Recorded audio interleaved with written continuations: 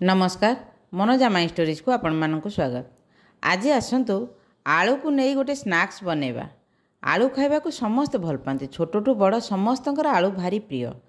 यही snacks T को बनैबा पई मु एठी 3टी सिझा आलू नैची, ता सहित नैची कटा हेतिबा धनिया पत्र, छोट छोट कटा हेतिबा पियाज, कंचा लंका आउ खंडे आंब अदा। प्रथमे सिझा आलू को आमे चकटी देबा। परिष्कार हाथ में ताकू भल भाव चकड़ देबा। आलू खाइबा को समस्ते भल पाती, आलू रे जेकोसी आइटम बनैले भी समस्ते खाइबा को भल पाती, तेणु आलू समस्त प्रिय परिवाटे। बड़ मानक अपेक्षा छोट पिलांकर आलू भारी प्रिय।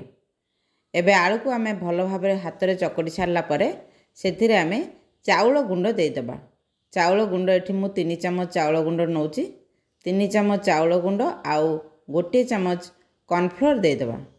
तापर सेथिरे स्वाद अनुसार लुण आउ भजा हेतिबा जीरा लंका गुंड को देदेबा।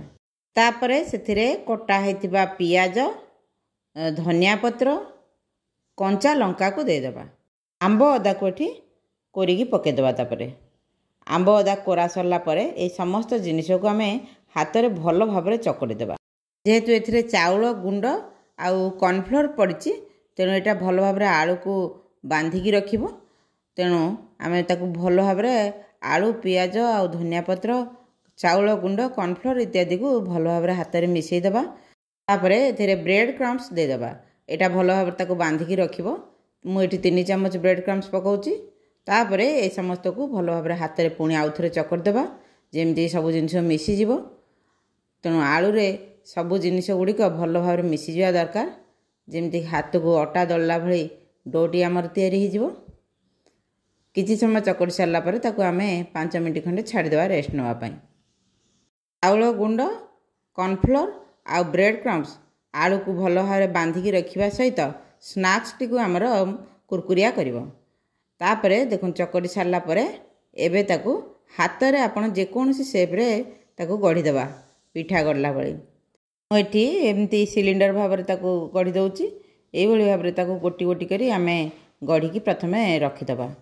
यही स्नैक्स टी बनवा पई हार्डली आमको 10 मिनट खंडे समय लगे। तेणु जब हठात गेस्ट आसी पहुँचले आम ये बनईकी सर्व कर छोट पिला टिफिन करके आम देपर। समस्त आलू चकटा को मुझे सिलिंडर आकार में गढ़ीदेली। एबे याकू फ्राए करवा। ये स्नैक्स को फ्राए करने मु तेल गरम कर देछि। देखो तेल गरम हो गलानी। एबे से आम गोटी गोटी करी ये स्नैक्स गुड़ी पकईदबा। प्रथमे अल्प पकईबा कारण आलू नरम अच्छी भांगी जेतिकी जगह हम से आम पकईदबा। गोटे साइड्रे आमर गोल्डन ब्राउन हो गले ताको केयरफुली ताको पुणी उल्टेदेबा। देखो केते सुंदर कलर आमर पलि आसला। गैस को मीडियम आंचरे ही आम फ्राए करवा ये स्नैक्स गुड़ी को। देखो सुंदर कलर देखा। एबे एटू आम छाणीदेबा। टिश्यू पेपर दे प्लेट रे आम ये स्नैक्स गुड़ी काढ़ीदेबा। तापर अवशिष्ट थी आलू गुड़ी को यही भाव पकईकी ताको आम छाणीदेबा। ये को खाइबा को भारी भल लगे, बहुत मुसमुसिया रहिबो। आम मीडियम आंचरे रखी फ्राए करवा। एबे प्रस्तुत हो गला आमर पोटैटो स्नैक्स। देखो केते सुंदर देखा। एबे एटी को टमाटो सॉस आउ चिली सॉस दे सर्व करवा। आशा करे वीडियोटी आपण मानकु निश्चय भल लागिथिबो बोली।